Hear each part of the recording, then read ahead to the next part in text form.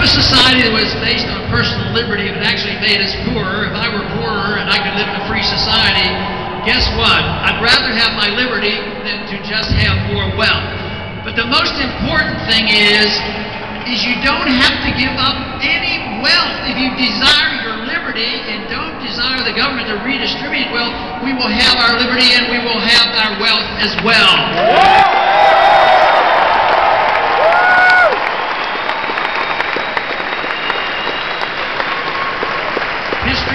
History has shown that the freer society, the wealthier the society.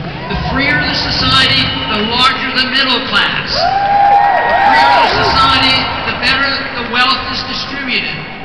When special interest gets controlled, they get the bailouts and they get the subsidies, and the middle class shrinks. Our middle class is shrinking. It's also getting poorer. It's also much more in debt. The debt that the people who are making a lot of money during the bubble formation, that debt is dumped on the American people. And that is why the middle class is feeling this.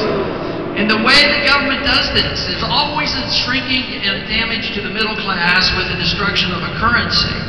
But today the middle class is bearing the burden. And this is why the jobs aren't there. And this is why students are getting out of college and they have all this debt and they don't have jobs. It's a deeply flawed system and people are realizing this.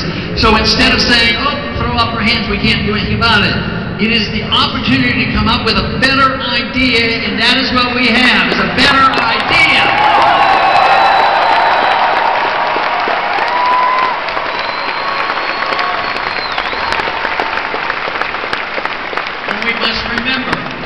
Idea whose time has come cannot be stopped by armies or governments or dictators.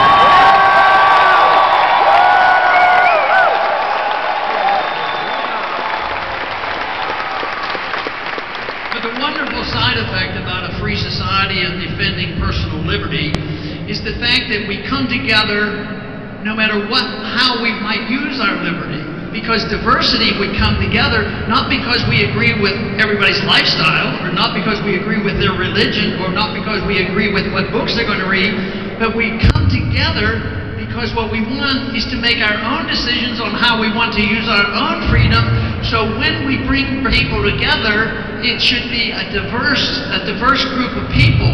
And this is why I'm always very pleased. Who knows, tonight we might even have a few people who don't even call themselves Republicans coming to hear the message.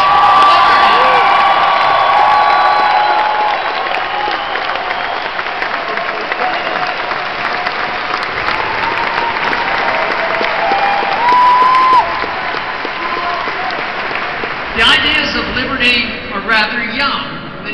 They claim, and they frequently accuse me, and I'm sure that means they accuse you as well, that you want to go back to the Dark Ages. You want to go back to that Constitution. That Constitution, oh, you have to have a modern Constitution. You have to modernize. You don't want to go back to the 19th century. But I tell you what, freedom is a very new idea when you look at it historically. But those individuals who disagree with us are the ones who want to really go backwards, because they are moving us into a tyrannical society, and tyranny has been around.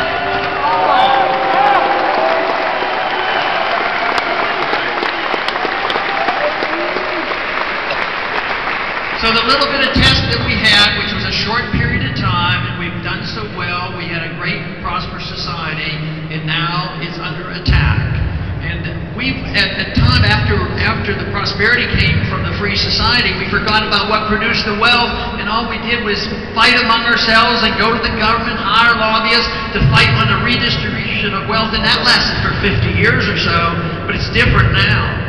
We no longer can afford the wars. We no longer can afford the entitlement system, the special interest. We no longer can afford this funny money system that passes out trillions of dollars and are prepared to bail out Europe. It's all coming to an end. And that's a blessing. It's a blessing because we have another answer.